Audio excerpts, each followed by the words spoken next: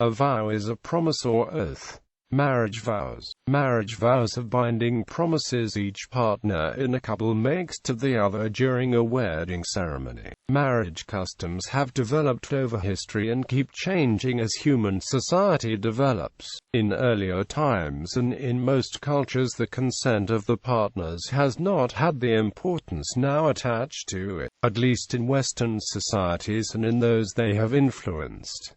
Divine vows. Within the world of monks and nuns, a vow is sometimes a transaction between a person and a deity, where the former promises to render some service, a gift, or devotes something valuable to the deity's use. The vow is a kind of oath, with the deity being both the witness and recipient of the promise. For example, see the Book of Judges of the Bodhisattva vows. The god is usually expected to grant, on entering into contracts or covenants with man, the claims his vow establishes on the benevolence and valuing of his gratitude. Conversely, in taking a vow, the petitioner's piety and spiritual attitude have begun to outweigh those merely ritual details of the ceremony that are all important in magical rites. Sometimes the old magical usage survives side by side with the more developed idea of a personal power to be approached in prayer. For example, in the Maghreb, in time of drought, the maidens of Zuna carry every evening in procession through the streets a doll called Gonya, rarely a dressed-up wooden spoon, symbolizing a pre-Islamic rain spirit.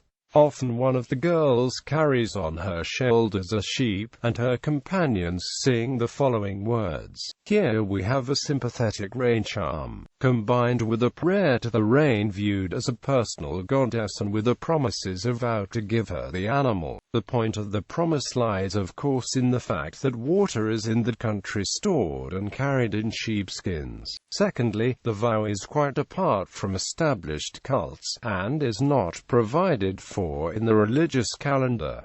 The Roman vow, as W.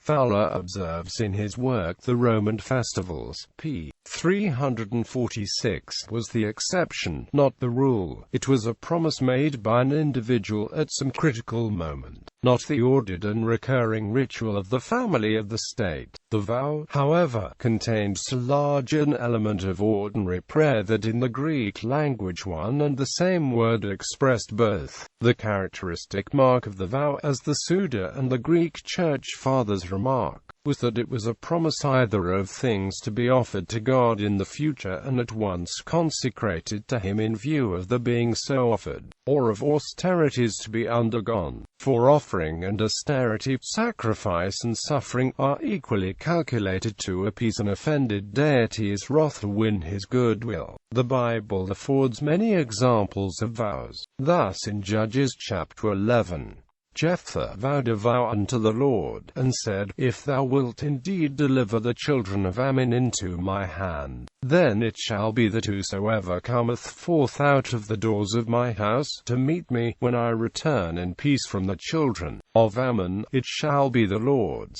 and I will offer it up for a burnt offering. In the sequel it is his own daughter who so meets him, and he sacrifices her after a respite of 2 months, granted so she could bewail her virginity upon the mountains.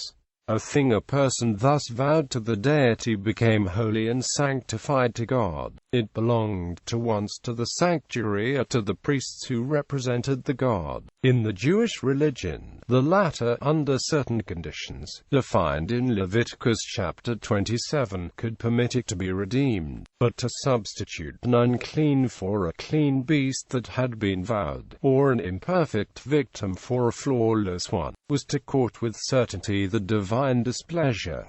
It is often difficult to distinguish a vow from an oath. A vow is an oath, but an oath is only a vow if the divine being is the recipient of the promise and is not merely a witness. Therefore, in Acts chapter 23 verse 21, over 40 men, enemies of Paul, bound themselves under a curse, neither to eat nor to drink till they had slain him. In the Christian Fathers we hear of vows to abstain from flesh diet and wine, but of the abstentions observed by votaries, those with no relation to the barber's art were the commonest. Wherever individuals were concerned to create a conformity connecting them with the god, a shrine or a particular religious circle, a hair offering was in some form or other imperative. They began by polling the locks at the shrine and left them as a sole token in charge of the god, and never polled them afresh until the vow was fulfilled. So Achilles consecrated his hair to the river Spacius and vowed not to cut it until he should return safe from Troy, and a Hebrew Nazarite, whose strength resided in his flowing locks, only cut them off and burned them on the altar when the days of his vow were ended, and he could return to ordinary life, having achieved his mission. So in Acts chapter 18 verse 18 Paul had shorn his head in century, for he had a vow. In Acts chapter 21 verse 23 we hear of 4 men who, having a vow on them, had their heads shaved at Paul's expense. Among the ancient Chatti, as Tacitus relates, young men allowed the hair and beards to grow and vowed to court danger in that guise. This article incorporates text from a publication now in the public domain, Chisholm, Hugh, ed. Our article name needed. Encyclopaedia Britannica, Cambridge University Press.